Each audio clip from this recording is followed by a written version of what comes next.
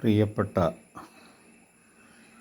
Irish കുടുംബങ്ങൾക്ക് വേണ്ടി അവരുടെ സത്യസന്ധമായ നിലപാടുകൾ പൊതുജനങ്ങളെ വിശദീകരിക്കുന്നതിനു വേണ്ടി എൻ്റെ ഒരു സന്ദേശം. ഞാൻ ഐറിഷിലെ ഗോൾഡ് അച്ചീവറായി വർക്ക് ചെയ്യുന്ന ഒരു വ്യക്തിയും ഇന്ത്യൻ നാഷണൽ കോൺഗ്രസ്സിൽ 55 വർഷമായി ഫുൾ ടൈം വർക്ക് ചെയ്യുകയും 18 വർഷം കോൺഗ്രസിൻ്റെ മണ്ഡലം പ്രസിഡൻറ്റും 5 വർഷം ബ്ലോക്ക് കോൺഗ്രസ് പ്രസിഡൻറ്റും ഇപ്പോൾ DCC എക്സിക്യൂട്ടീവ് മെമ്പറും എന്നുള്ള നിലയിലാണ് എൻ്റെ രാഷ്ട്രീയ ബന്ധങ്ങൾ. മുൻ പ്രധാനമന്ത്രി ഇന്ദിരാഗാന്ധിയുമായി നേരിട്ട് ബന്ധപ്പെട്ട് കോൺഗ്രസ് പ്രവർത്തിച്ച് പരിചയമുള്ള ഒരു വ്യക്തിയാണ് ഞാൻ. കെ കരുണാകരനുമായും ഉമ്മൻചാണ്ടിയുമായും ആര്യാടൻ മുഹമ്മദുമായും വളരെ ബന്ധമുള്ള ഒരു വ്യക്തി കൂടിയാണ് എന്നുള്ള കാര്യം ഞാൻ ആര് എന്ന് വിശദീകരിക്കുന്നതിന് വേണ്ടിയാണ് ഈ കാര്യങ്ങൾ പറയുന്നത്. ഇവിടെ അനിൽ അക്കര എന്ന മുൻ കോൺഗ്രസിൻ്റെ MLA നമ്മുടെ ഐറിഷ് കമ്പനിക്കെതിരായിട്ടുള്ള പരാതിയിൽ പങ്കെടുത്ത ഒരാളാണ്. അദ്ദേഹത്തിനെതിരായി ഞാൻ KPC പ്രസിഡൻറ്റിന് അദ്ദേഹം ചെയ്ത കാര്യങ്ങളെ സംബന്ധിച്ച് പരാതി കൊടുക്കുകയും അതിന് ഇതുവരെ ഒരു മറുപടിയും ഉണ്ടായിട്ടില്ല. ഐറിഷ് കമ്പനി നിയമവിരുദ്ധമായോ ലൈസൻസ് ഇല്ലാതെയോ GST അടക്കാതെയോ ആളുകളെ വഞ്ചിക്കുകയോ ചെയ്തിട്ടുള്ള തെളിവ് ഞാൻ അനിൽ അക്കര MLAയോട് ചോദിച്ചു, ടെലിഫോണിലൂടെ ഡയറക്റ്റായിട്ട് ചോദിച്ചു. താങ്കൾക്കോ താങ്കളുടെ കുടുംബത്തിനോ താങ്കളുടെ പാർട്ടി പ്രവർത്തകർക്കോ ഒരു 100 രൂപയെങ്കിലും ഐറിഷ് കമ്പനി വഞ്ചിച്ചതായിട്ടുണ്ടെങ്കിൽ ആ ആളുടെ പേരൊന്ന് അറിയിക്കൂ എന്ന് ഞാൻ വ്യക്തമാക്കി ഫോണിലൂടെ അനിൽ അക്കരയോട് പറഞ്ഞപ്പോൾ അദ്ദേഹം ഫോൺ കട്ട് ചെയ്യുകയാണ് ഉണ്ടായത്.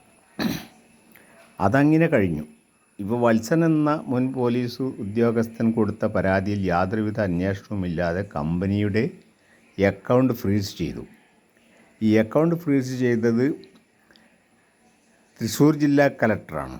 അത് ഗവൺമെൻറ്റിൻ്റെ ഒരു ഭാഗമാണ്. അപ്പോൾ അക്കൗണ്ട് ഫ്രീസ് ചെയ്തതിൻ്റെ കാരണം കൊണ്ടാണ് ഈ കമ്പനിയിലെ ജനങ്ങൾക്ക് മാസാമാസം കിട്ടിക്കൊണ്ടിരുന്ന വരുമാനം നിലച്ചതും കുടുംബം പട്ടിണിയിലായതുമെല്ലാം എന്നുള്ള കാര്യം ഞാനിവിടെ വിശദീകരിക്കുന്നു. അതോടൊപ്പം തന്നെ ഈ ഫ്രീസ് ചെയ്ത അക്കൗണ്ട് വീണ്ടും അൺഫ്രീസ് ചെയ്തുകൊണ്ട് ഹൈക്കോടതി ഉത്തരവ് ലഭിച്ചതിന് ശേഷം അതേ ദിവസം തന്നെ രാത്രി 10-10:30 മണിക്ക് വീണ്ടും തൃശ്ശൂർ ജില്ലാ കലക്ടർ അക്കൗണ്ട് ഫ്രീസ് ചെയ്യുകയാണ്.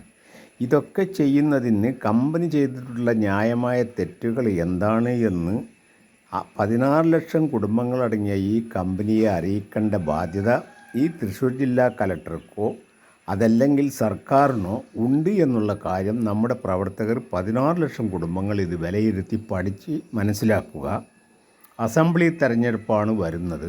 നമുക്ക് LDFO UDFO അല്ല, നമുക്ക് നമ്മുടെ കുടുംബം, വരുമാനം, ജോലി, ജീവിതം അതാണ്. നമ്മുടെ ഐറിഷിൽ അംഗങ്ങളായിട്ട് ധാരാളം പുരോഗതി 16 ലക്ഷം കുടുംബങ്ങൾക്ക് ജോലി കൊടുത്ത ഒരു കമ്പനിയെ തളർത്തുന്നതിന് ഗവൺമെൻറ്റിൻ്റെ ഭാഗത്ത് നിന്ന് പോലും ആ തളർച്ചയ്ക്ക് സഹായിച്ചു എന്നുള്ള കാര്യങ്ങൾ മനസ്സിലാക്കിയ കാര്യങ്ങളാണ് ഞാൻ ഈ വോയിസിലൂടെ അറിയിക്കുന്നത്.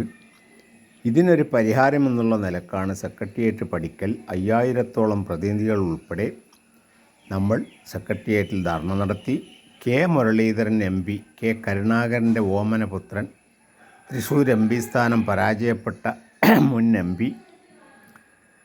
കോൺഗ്രസിൻ്റെ ഒരു നെടുന്തൂൺ ആയ കെ മുരളീധരൻ MP അത് ഉദ്ഘാടനം ചെയ്തു. അതിൻ്റെ പേരിൽ അദ്ദേഹത്തെ വിമർശിക്കുന്ന ധാരാളം പേരുണ്ട്. അദ്ദേഹം ഒരു തെറ്റും ചെയ്തിട്ടില്ല. അദ്ദേഹത്തിനെതിരെ വിമർശിക്കുന്നവരോട് ഞങ്ങൾക്ക് പറയാനുള്ളത്, നിങ്ങൾ ഈ വിമർശനങ്ങളൊക്കെ നിർത്തി കമ്പനി ചെയ്ത തെറ്റ് എന്താണെന്ന് വ്യക്തമായ തെളിവോടുകൂടി പറയണം. വാട്സപ്പിലും ഫേസ്ബുക്കിലും യൂട്യൂബിലുമെല്ലാം വന്നിട്ട് കമ്പനി വഞ്ചിക്കുകയാണ്, കമ്പനി മണി ചെയിനാണ്. ഈ GST കൊടുത്തിട്ട് ഏതെങ്കിലും മണി ചെയിൻ കമ്പനി ലോകത്തെവിടെയെങ്കിലും നിങ്ങൾ ആരെങ്കിലും കണ്ടിട്ടുണ്ടോ? GST അടക്കുന്ന കമ്പനിയാണ് ഐറിഷ്. അങ്ങനെയാണെങ്കിൽ മണി ചെയിൻ നടത്തിയിട്ടാണോ ഈ GST അടക്കുന്നത്? ഇതെല്ലാം ഒന്ന് വിശദീകരിച്ച് തെളിവ് സഹിതം ഐറിഷ് കമ്പനി തെറ്റ് ചെയ്തിട്ടുണ്ടെങ്കിൽ ആ തെളിവൊന്ന് ഹാജരാക്കണമെന്നുള്ള ഒരാവശ്യത്തിന് വേണ്ടിയാണ് ഞാൻ ഈ വോയിസ് വിടുന്നത്. ഇതിനു വേണ്ടി നമ്മുടെ 16 ലക്ഷം അംഗങ്ങളും എൻ്റെ ഈ വോയിസിനെ സപ്പോർട്ട് ചെയ്തുകൊണ്ട് പ്രചരണം കൊടുക്കണം. വരാൻ പോകുന്ന അസംബ്ലി തെരഞ്ഞെടുപ്പിൽ നമ്മൾ 16 ലക്ഷം ആളുകൾ വിചാരിച്ചാൽ 1 കോടി വോട്ടേഴ്സിനെ സ്വാധീനിക്കാൻ നമുക്ക് കഴിയും. നമ്മൾ ആരാണ് സഹായിക്കുന്നത്, ആരാണ് എതിർക്കുന്നത് എന്ന് പഠിക്കുക എന്നുള്ളതാണ് എൻ്റെ ഈ വോയിസിൻ്റെ ഉദ്ദേശം. എല്ലാവർക്കും നമസ്കാരം പറഞ്ഞുകൊണ്ട് എൻ്റെ വാക്കുകൾ നിർത്തുന്നു.